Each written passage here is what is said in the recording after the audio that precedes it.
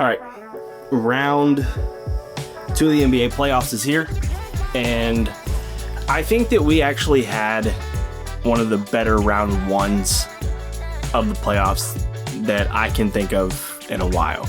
I think this is the first time that at least 3 series went to Game 7 of the NBA Finals since 2014, if I remember that stat correctly, and we just had some really good matchups and some really good series. I do think that the NBA has to be pretty happy with what they got in this first round. You had LeBron being the oldest player really in the league and still managing to make plays and win a playoff series, which is just insane by itself.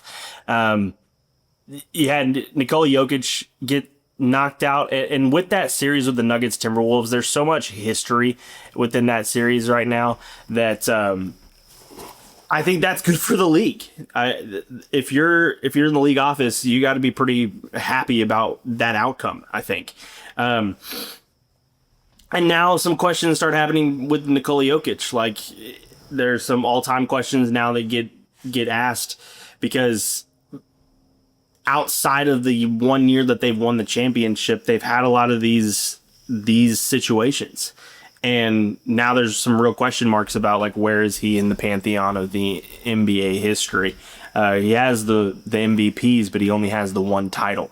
So that's a great series. I think that the Knicks winning in the way that they won, especially in that Game 6, which was a blowout, that's historic and that's awesome. And I think the NBA likes to have those sorts of things happen, especially when it's involving the Knicks, where now the Knicks, if you're looking at the Eastern Conference, they are the favorites and they should be the favorites. They're the team that has played the best so far in the Eastern Conference, even though Detroit's the number 1 seed, and so it would be a potential road trip Game 7 in Detroit if you were to get there in the Eastern Conference Finals. But you're not worried about that right now. You've played extremely well over the last last week, really, and you're pretty happy about it.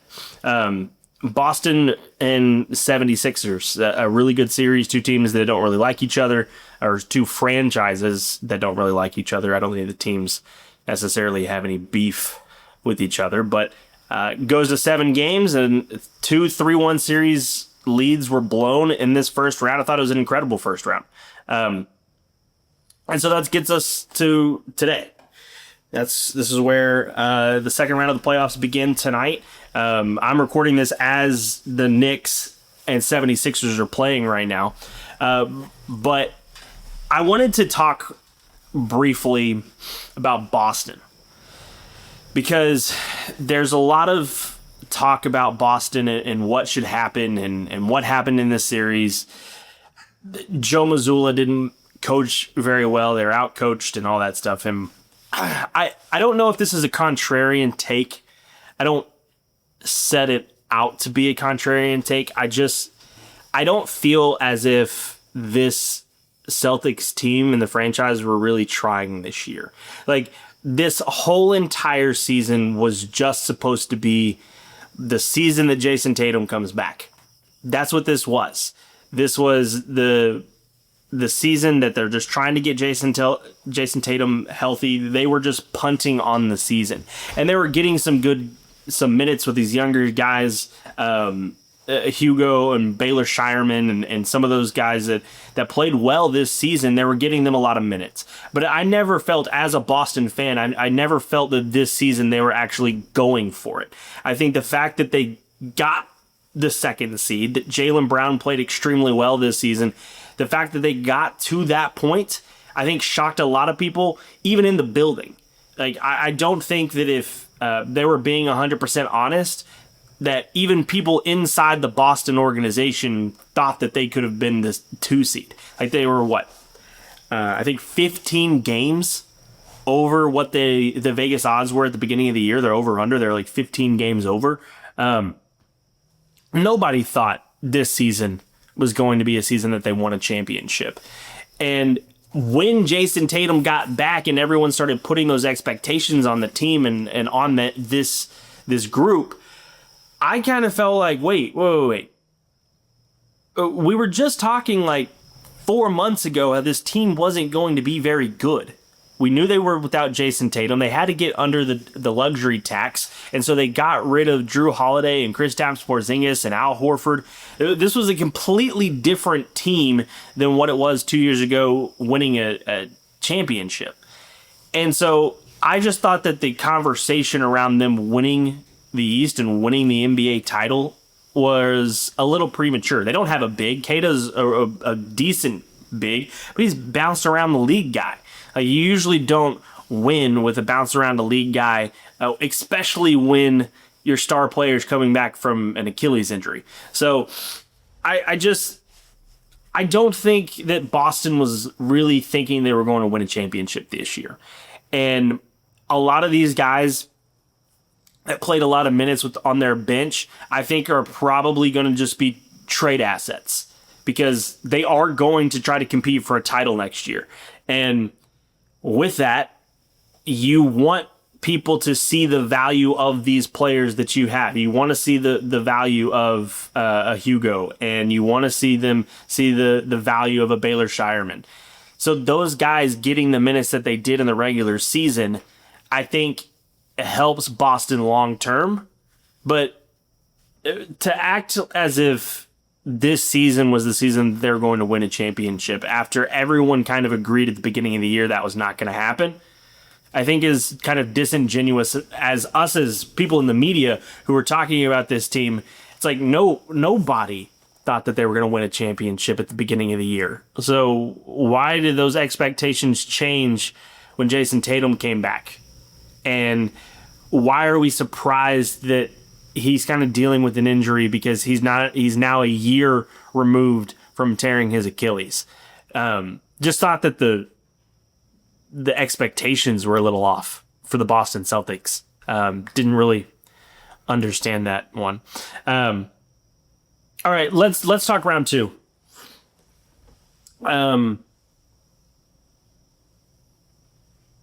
Actually, I want to go back because I do want to talk about the Orlando Magic. So the Magic fired their coach. They were up 3-1 against Detroit. They fired their coach Mosley, and I think this was expected. Hearing things, listening to podcasts and listening to insiders and things like that, no one, I think, is shocked by the fact that he was fired, even after going up 3-1 in the first round. Orlando's an interesting team because last year in the first round when they played Boston, despite it not going extremely well for them, I think it was a 4-1 Boston win in that playoffs. But despite that, there were moments where you saw this with Paolo. There were moments with Paolo Banchero that you were like, all right, this guy is a legit player. Like he can hit the three.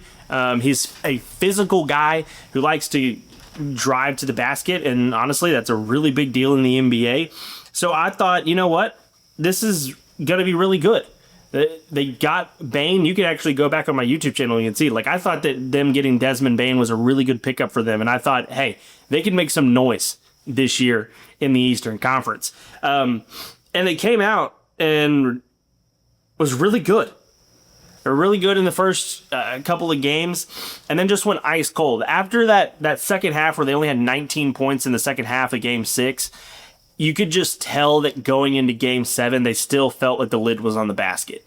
There were many stretches throughout Game 7 where the ball wasn't falling, and it just felt... I feel like I could see them on the sideline, see them players as they're shooting the shots and they weren't falling, just seriously like feel exasperated by the fact that these shots weren't falling. So I think that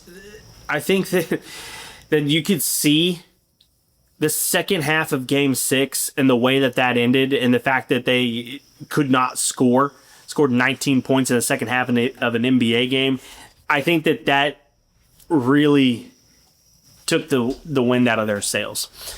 And I'm not sure what they're going to do now. I know that they don't have a lot of their picks because of the Desmond Bane trade, but this is a team that if you're looking for any type of, you're going to be looking for an offensive coach because the offense does not look good. I know there's some links to Dusty May, the Michigan coach, and I'm not sure about that. I'm not sure that if you win a national championship at Michigan, do you want to go to the NBA? Like, I sometimes feel, I know that the NBA or the NIL is kind of crazy in college basketball right now, but like, what's the appeal outside of that? What's the appeal for the NBA? 82 game regular season. You're not done till June. The travel is insane. I don't know if the NBA is as alluring to coaches at the college level. Billy Donovan's another name that has been thrown out there for a potential. Would he want to coach Orlando? I think that would be interesting. But I do think that Orlando has some pieces, but you could just feel that Game 6, that second half, really messed them up in Game 7. All right, let's talk second round series because I do think that there are a couple series that could be really good in the second round. OKC, LA, I don't think is going to be very good. I would imagine that the Lakers could steal one maybe, and it'd be a close game. And the Lakers have been really good in the clutch situations this season. I think they're leading the league in clutch numbers this year. And so they know how to play in the clutch. I just don't think many of these games are going to be close. A 41-year-old LeBron James can only do so much, and it just doesn't feel like this team is going to be conducive to winning against a team that can pressure, a lot of ball pressure. They throw a ton of different guys at you defensively. I just don't think that the Lakers are going to have the juice. I'm going 4-1 Thunder on that one. Minnesota, San Antonio. If Anthony Edwards can play any significant amount of games, I think that this one could be really interesting. The messaging out of Minnesota is that he could potentially come back for Game 2 or Game 3 or 4 in Minnesota, that he's leaning that way.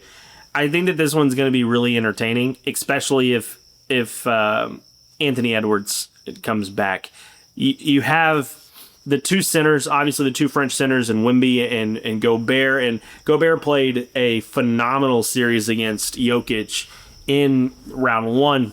Can he follow that up with another performance like that against Wemby? And if he does, it really boosts his like Hall of Fame case. I legitimately think that later in your career you were able to stop Jokic and Wembanyama, and I know that that's kind of looking way far ahead, but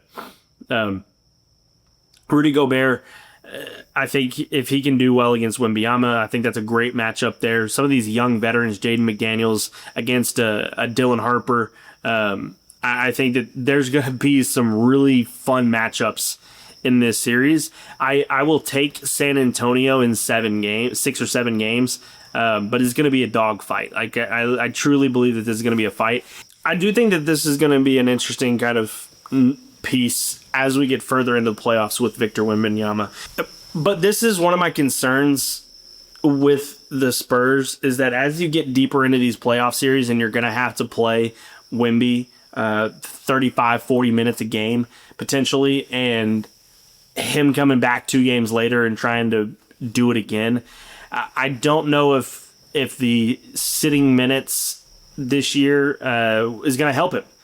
And so that's going to be an interesting nugget. If this gets close, if this becomes a problem with conditioning for Victor as we get further and further along into this playoffs. And this is what people talk about when they talk about just experience with the playoffs. It's the minutes. It's knowing how to kind of pace yourself throughout a series when to take a possession or two off. And I don't know if Victor Wembanyama is very good at taking possessions off. But I think that this is going to be a fantastic series. I think that this is probably the best series of the entire second round. And I'm really excited to see how this one plays out. Over in the East, Knicks 76ers. I do think the 76ers actually match up decent with the Knicks. But the Knicks have too many offensive weapons with OG, Cat, and Jalen Brunson. I just think that you're going to be getting too much offense from that Knicks team. And I'll take the Knicks in 6 over the 76ers. But it should be a pretty interesting series. Cleveland and Detroit is also going to be a really interesting one. Detroit obviously did not play well in the first 4 games of that series against the Magic. Jalen Duren is kind of just, where has he gone offensively? Not sure what's going on with him, but just hasn't performed well with in that series offensively. Did okay defensively, but Isaiah Stewart is just like a wrecking ball. Like, he just runs over people at really weird times, and I feel like that's going to come back to bite the Pistons. But really the only offense that the Pistons have been able to get has been from Cade Cunningham, and I don't know if that's going to be enough because the Cavs have multiple guys that can score. And of course, you got James Harden and Donovan Mitchell, your 1-2 punch there with the scoring. And so I think that at end of games, Detroit, everyone knows who's getting the ball. There's a little bit more question marks on who's getting the ball late in games for the Cavs. And James Harden's a really good facilitator. And as long as Jared Allen and Evan Mobley can play up to their standards, I wouldn't be surprised if Cleveland won this. They're so inconsistent, and that was their thing. The Pistons are really consistent this year throughout. I don't know what happened in that series against the Magic. I think that they were a little bit shocked with the physicality that the Magic brought. I don't think that the Cavs are going to bring that same type of physicality, but they're going to be bringing a lot more shot making, and they're going to be a lot more playmaking ability out of this Cavs team than they had to face off against the Magic. So I'm actually going to go with the Cavs in this one. In a 7-game series, I think the Cavs can win on the road in Detroit in Game 7, and I think it will be a Knicks-Cavs Eastern Conference Finals. All right. That's it. That's all. That's all I got for you today. A lot more content coming out. And, yeah. Subscribe. Stay tuned. See you next time. Peace.